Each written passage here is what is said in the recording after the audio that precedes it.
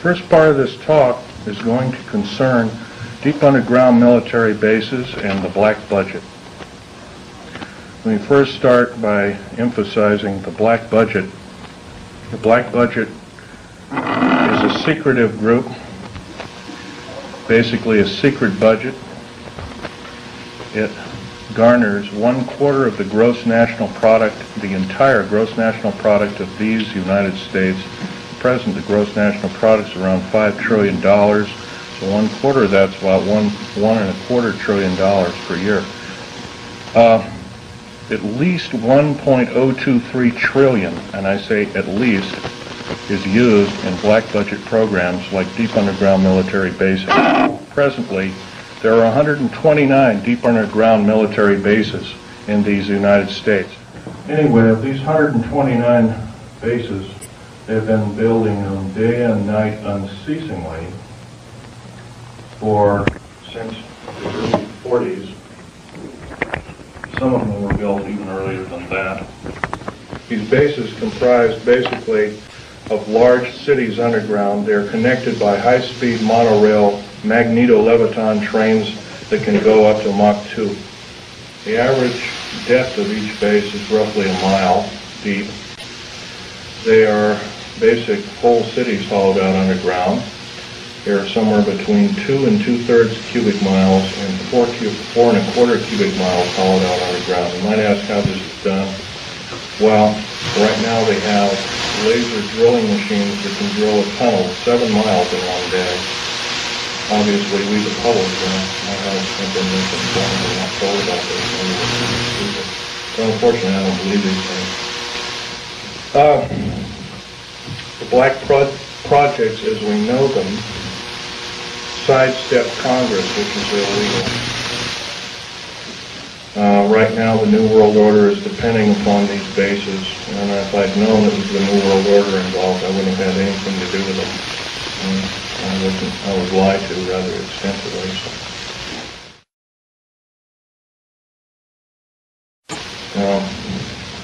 Basically, the technology as we know it, for every calendar year that goes by, every 12-month calendar year, the military technology increases about 44.5 years. This is why it's easy to understand that back in 1943 they were able to create through vacuum tube technology, a ship that literally disappeared from one place and reappeared 400 miles later in another place. My father, Otto Schneider, there's an interesting story about him. He fought on both sides of the war.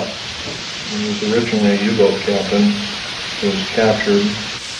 He was captured by the French. He was turned over to the United States Army. He was turned over to the United States Navy. He was repatriated here to Cocoa Beach, Florida, and Fort Lauderdale, and taken up to Philadelphia Navy Yard thereafter. And he was a master machinist as well as an MD doctor. He later became an MD doctor and never did anything with it. But basically, he was involved with different kinds of concerns, such as A-bomb and H-bomb and Philadelphia experiment and these other kinds of projects.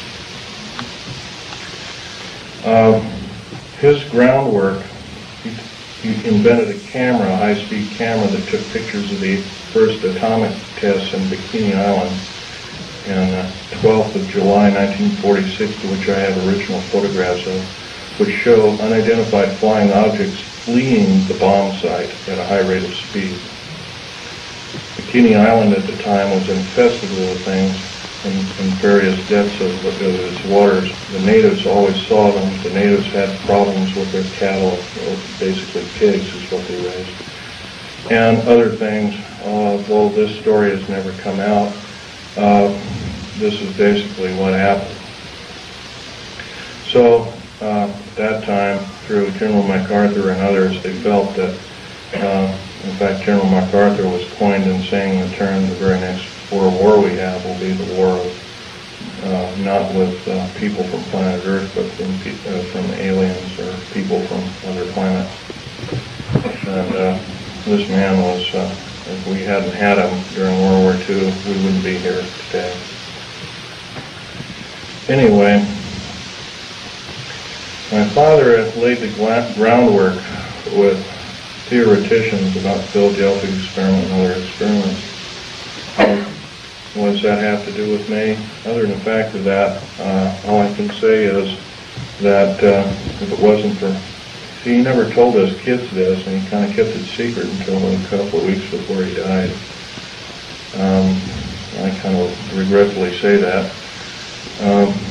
I don't agree with what he did on the other side of the pond in Nazi Germany, but I'll tell you one thing. I think he had a lot of guts in coming here and doing what he did. He was hated in his own land. In fact, there was a $1 million in gold reward for anybody who could kill him. Just bring the picture back of the dead person, and it never happened.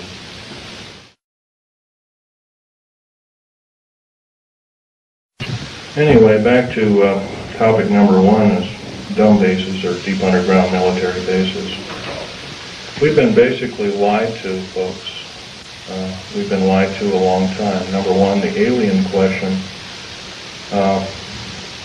Nobody really knows the truth. We've been ruined by Madison Avenue, has painted a very unrealistic picture of what's going on with outer space aliens and the inside of government, especially at Groom Lake.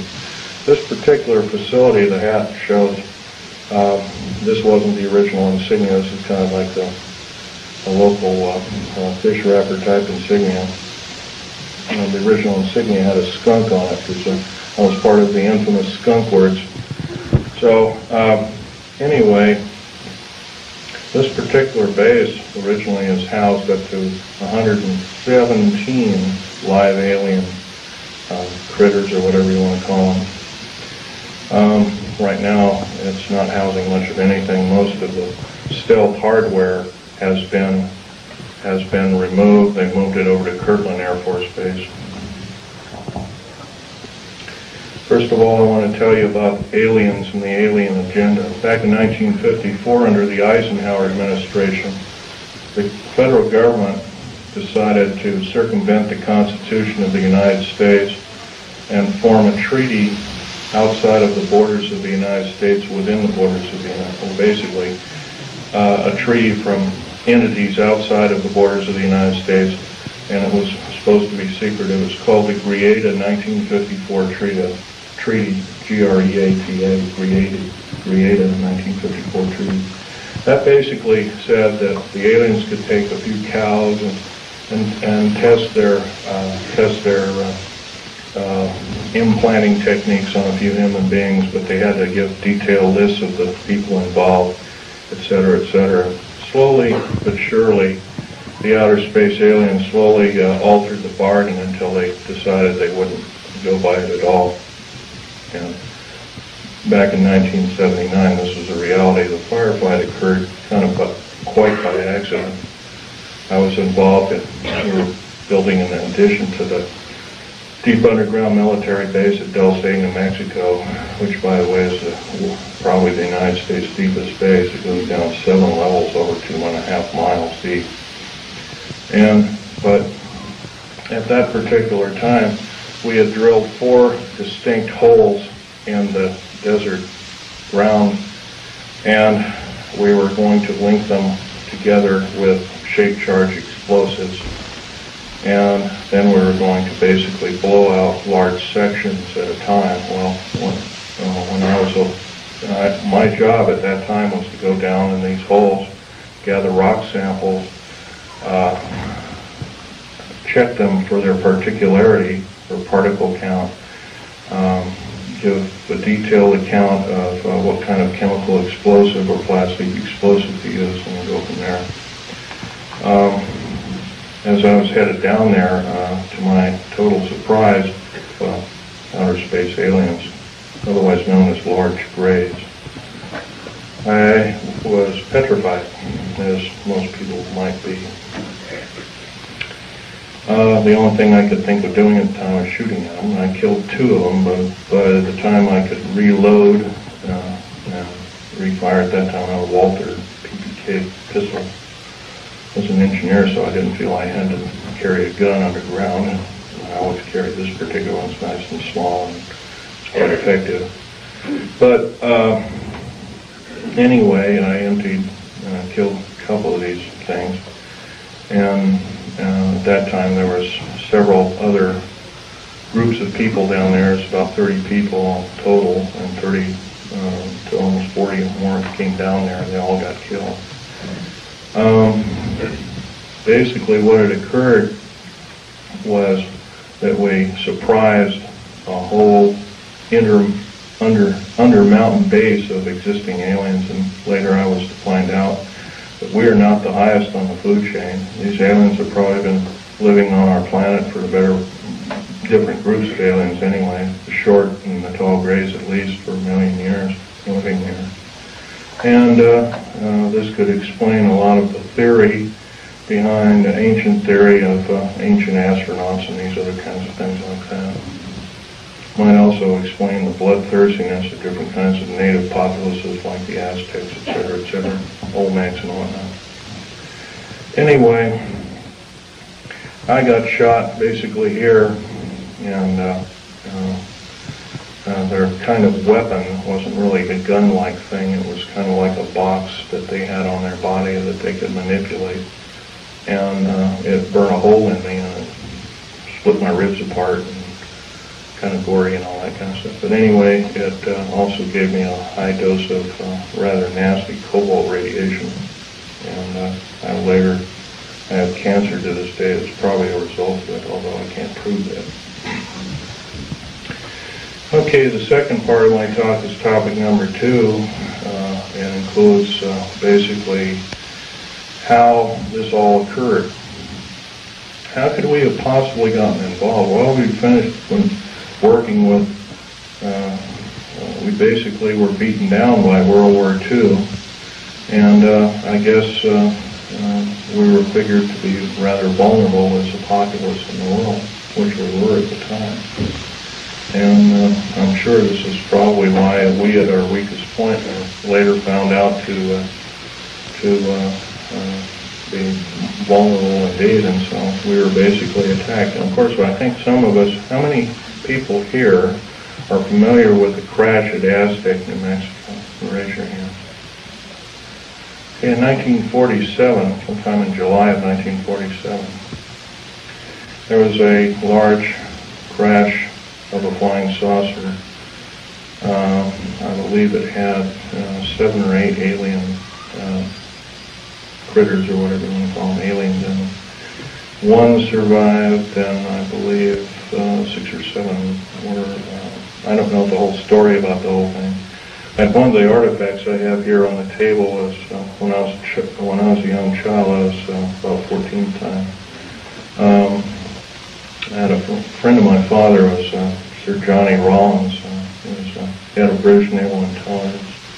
And he gave me, I asked him if I could have a piece of metal of this crashed disc, and my father protested violently. But anyway, Johnny Rawlins said, "Sure, I can give you a little piece." And he gave me a little piece. I've had them in my collection ever since. That was kind of like the small start of a collection. But other than that, UFOs really wasn't my bag until I started work at Area 51. Which is in the Nellis Air Force Base north of Las Vegas, Nevada.